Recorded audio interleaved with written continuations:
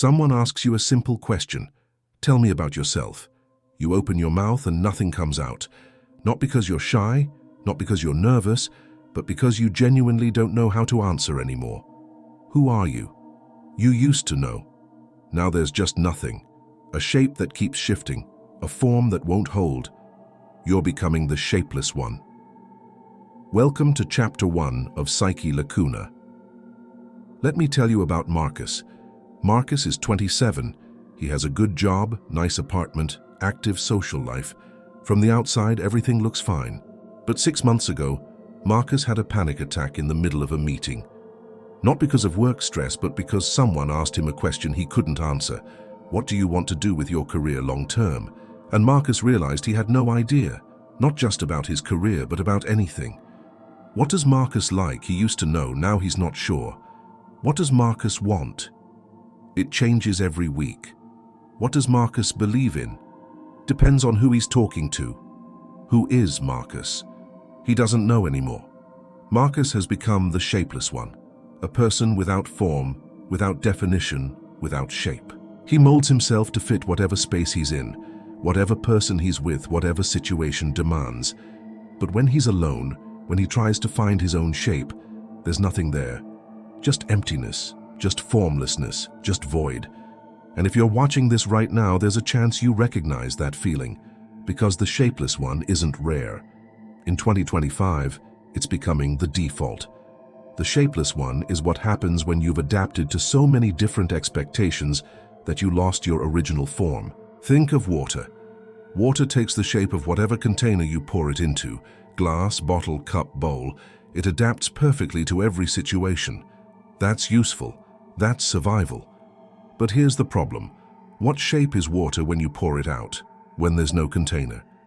It spreads, formless, shapeless. It doesn't hold any shape of its own. That's you. You've been poured into so many different containers, you forgot what shape you're supposed to be. Your parents wanted you to be responsible, so you shaped yourself to fit that. Your friends wanted you to be fun, so you reshaped to fit that. Your partner wanted you to be stable, another shape. Your boss wanted you to be ambitious, another form. Society wanted you to be successful, another mold. And you adapted perfectly to all of it. But in the process of becoming everything everyone needed, you stopped being anything at all. You became the shapeless one, a person without core identity, without stable preferences, without consistent personality, without authentic self. You're not multiple personalities. You're no personality. An absence of self so complete you're not even sure if there's anything there to find anymore. Just a collection of masks, a series of performances, a shapeless void pretending to be a person. Psychologists call this identity diffusion, the failure to develop a coherent sense of self, the inability to answer the question, who am I? But the shapeless one goes deeper than that. It's not just that you don't know who you are. It's that you've been so many different people. You're starting to suspect there never was a real you to begin with. And that realization, that's when the real horror begins. How do you know if you've become the shapeless one? Let me give you the signs, and I need you to be brutally honest with yourself as we go through these. Sign 1. Your personality changes depending on who you're with. You're one person with your family, different with your work colleagues, different with your partner, different with your gym friends, different online. And it's not just adjusting your communication style, it's deeper. Your opinions change, your humor changes, your energy changes, your entire being morphs to fit the group. If someone asked what's your real personality, you wouldn't know how to answer, because all of them feel equally real and equally fake. Sign 2. You have no strong preferences about anything. Where do you want to eat? Don't care. What movies should we watch? Whatever you want. What are your hobbies? Lots of things, nothing specific. You used to have preferences, you remember that, but now everything is equally fine, equally whatever. You've become so good at adapting, you stopped having opinions of your own. Sign 3. You feel like you're performing all the time, even when you're alone, even in your own head. There's a constant sense that you're playing a role, being a character, but you can't remember who the actor underneath is supposed to be. Sign 4. You can't make decisions without consulting others. Not big decisions, small ones. What to wear, what to buy, how to spend your free time. You need external validation because you have no internal compass. You don't trust your own judgment because you're not sure there's a you to have judgment. Sign 5. You feel like a fraud in every situation. Not imposter syndrome where you feel unqualified. This is deeper. You feel like a fraud for existing, like you're fake at a fundamental level, like if people really knew you, they'd discover there's nothing there. And you're terrified they're right. Sign 6. You don't know what you want from life. Career, relationships, living situation, future goals. Other people seem to know. They have plans, visions, dreams, directions. You have nothing or everything, or it changes daily. You're not indecisive. You're shapeless. The question, what do you want, has no answer, because there's no consistent you to want anything. Sign 7. You feel most real when you're copying someone else. You watch someone confident. You copy their body language. You hear someone articulate. You copy their speech patterns. You see someone with clear identity, you try to absorb their essence. Because being yourself feels impossible, but being someone else, that you can do. That has shape, that has form, even if it's not your form. Sign 8. You can't remember who you were before. You try to think back to childhood, teenage years, early 20s. Who were you? What did you like? What did you believe? And it's all blurry, disconnected, like those versions of you were completely different people. Which they were, because you never had a consistent self connecting them. You've always been shapeless, you just didn't realize it until now. If you recognized yourself in 4 or more of these signs, you need to keep watching, because what I'm about to tell you about why this happens will make you question everything. So why do we become the shapeless one? The answer is adaptation taken too far. Humans are incredible adapters. It's our superpower. We can survive in any environment by changing our behavior to fit it. But somewhere along the way, you learned that your authentic self wasn't just something to be adapted. It was something to be erased. Maybe you were a kid who liked things other kids didn't, so you learned to hide those interests, pretend to like what everyone else liked. Maybe you had emotions that made adults uncomfortable, so you learned to suppress them, display only the emotions that were acceptable. Maybe you had opinions that caused conflict, so you learned to mirror whatever the dominant opinion in the room was. Piece by piece, preference by preference, you learned. Being yourself causes problems, but being flexible, being adaptable, being whatever the situation needs, that keeps you safe. So you became water, shapeless, flowing into whatever container was presented. And here's the truly dark part. This worked. It kept you safe. It prevented rejection. It made you likable. It made you successful. Your shapelessness became your survival strategy. But survival strategies don't know when to stop. They keep going, even when the threat is gone, even when adaptation has turned into self-erasure, even when flexibility has become formlessness. Psychologists call this over-adaptation. It's when your ability to adjust to others becomes so overdeveloped, you lose the ability to exist independently. You become relationally defined, you only exist in relation to others. Without an audience, without a role to play, without someone to adapt to, you're nothing. And here's what nobody tells you about this. The shapeless one is often praised in our society.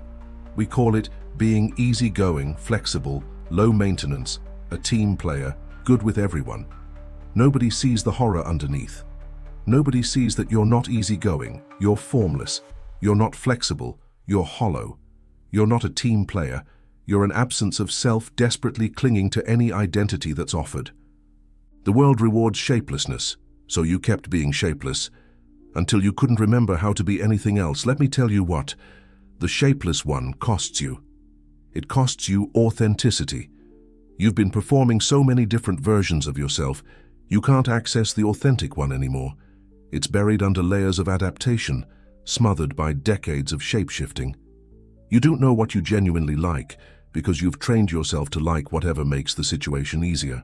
You don't know what you truly believe because you've learned to echo whatever belief system you're currently surrounded by. You don't know who you really are because you've been too busy being whoever everyone else needed. It costs you relationships.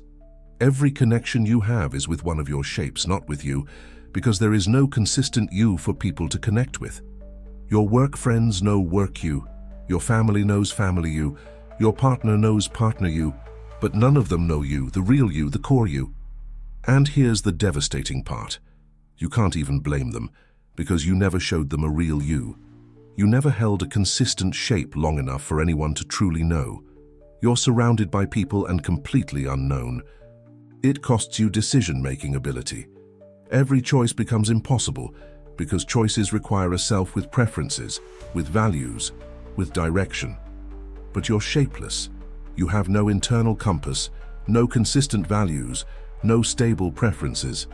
So you're paralyzed, stuck, unable to choose because there's no you to choose from. Should you take that job? Which version of you is deciding? Should you end that relationship? Which shape gets a vote? Should you move cities? Which form has an opinion? You can't decide because you don't exist cohesively enough to have a decision to make. It costs you mental health. The anxiety of constantly shape-shifting is crushing. The depression of suspecting you're not real is suffocating. The dissociation of watching yourself be 10 different people is destabilizing. You're exhausted from the constant performance, empty from the constant adaptation, fragmented from the constant changing. And underneath it all is a question that terrifies you more than anything. What if there's nothing underneath? What if you peel back all the shapes and find void? What if the shapeless one isn't something you became, but what you always were? What if you were never a person at all, just emptiness pretending? That thought keeps you up at 3 a.m. That thought makes you question reality. That thought makes you wonder if you're even real. And maybe, just maybe, that thought is why you're here, watching this, looking for validation that you exist at all. I need you to hear this. That thought is the cost of shapelessness, not the truth. You're not void, you're buried. And we're about to start digging. So how do you stop being the shapeless one? How do you find your shape again? First, understand this. You're not going to wake up tomorrow with a fully formed identity. That's not how this works. Identity isn't found, it's built, slowly, deliberately, one choice at a time. Here's where you start. Step 1. Notice when you're shape-shifting. Catch yourself in the act of adapting. I'm doing it right now. I'm changing my opinion to match theirs. I'm adjusting my personality to fit this group. Just notice. Don't judge it. Don't try to stop it yet. Just become aware of how often you're being water instead of being yourself. Step 2. Start with tiny preferences. You can't rebuild your entire identity overnight, but you can choose one preference and stick to it for a week. I prefer coffee to tea, and then drink coffee, even when everyone else orders tea, even when it would be easier to go with the group. One small preference held consistently, that's the beginning of form. Step 3. Create consistency experiments. Pick one small thing about yourself and keep it consistent across all contexts for a month. Maybe it's a humor style, maybe it's a boundary, maybe it's a value. Be that thing with your family, with your friends, with strangers, online, alone. Watch what happens when you hold shape instead of constantly shifting. Step 4. Ask yourself uncomfortable questions. Not what do people think I should want, but what do I actually want? Not what would make this easier for everyone, but what would make this right for me? Not who does this situation need me to be, but who am I regardless of the situation? These questions will feel impossible at first. That's okay. Sit with the discomfort. The answer might not come for months, but asking is how you start forming. Step 5. Let someone see your inconsistencies. Here's the truth.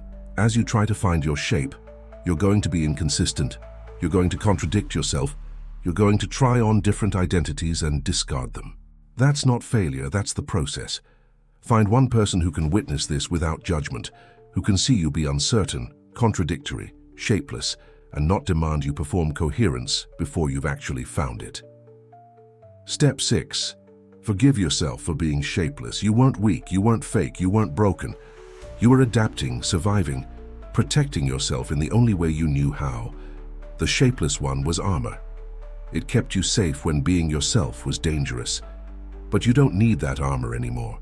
You can start building form, developing boundaries, creating substance. You can become solid again, not rigid, not inflexible, not unchangeable, but real, consistent, defined. You can become a person, not a collection of performances, not a series of shapes, not water poured into containers. A person with form, with edges, with shape, your shape. And that's worth the uncomfortable work of finding it. The shapeless one consumes identity by making adaptation easier than authenticity. But you noticed, you're aware now, you see what happened. And seeing is the first step toward becoming real again. You're not broken for being shapeless. You adapted to survive. That took strength, intelligence, creativity. But survival mode doesn't know when to stop. So now you have to consciously choose, keep being shapeless or start building form. It won't be easy. Finding yourself after years of being everyone else is terrifying. Some days you'll want to give up, go back to being water. Being shapeless is comfortable, it's safe, it's known. But it's not living. And you deserve to live as something real.